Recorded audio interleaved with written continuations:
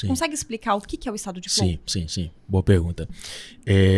O Csikszentmihalyi, que é o cara que criou esse conceito, ele diz que é um estado mental de tamanha concentração e foco que há uma expansão da consciência no indivíduo e ele consegue realizar de maneira, qualquer atividade ou qualquer tarefa que ele tenha de maneira excepcional, de maneira com muita excelência. Vou dar um exemplo para ficar mais claro isso. Uma vez fazendo um trabalho numa construtora, eu tive um engenheiro e eu explicando sobre o conceito de flow, e ele falou assim, Carlos, mas eu entendi esse conceito. Eu vou te falar o que acontece comigo quando eu estou no escritório. Isso foi em Goiânia.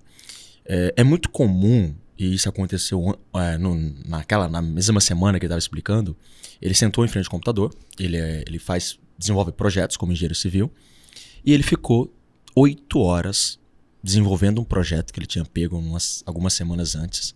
E ele não sentiu vontade de ir ao banheiro, não sentiu fome, não sentiu sono. E ele desconectou de tudo que estava à sua volta. Então existiam algumas pessoas ali na equipe, ele estava próximo àquelas pessoas. Como ele não foi interrompido, isso é muito importante dentro do processo de flow, em nenhum momento, ele ficou sentado na cadeira fazendo esse projeto durante 8 horas ininterruptas.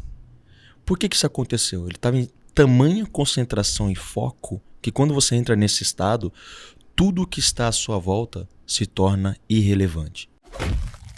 Por isso que a gente fala muito da peak performance, de uma performance máxima, porque você está totalmente concentrado naquela atividade, naquela tarefa.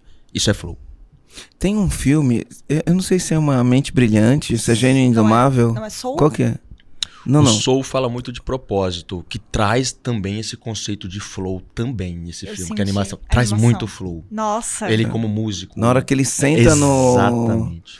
Na hora que ele senta no piano, né? Nossa, eu chorei. É um gênio indomável. O gênio Inclusive, indomável que ele escreve na parede, né? Isso, exatamente. Ele tem esquizofrenia, salvo engano.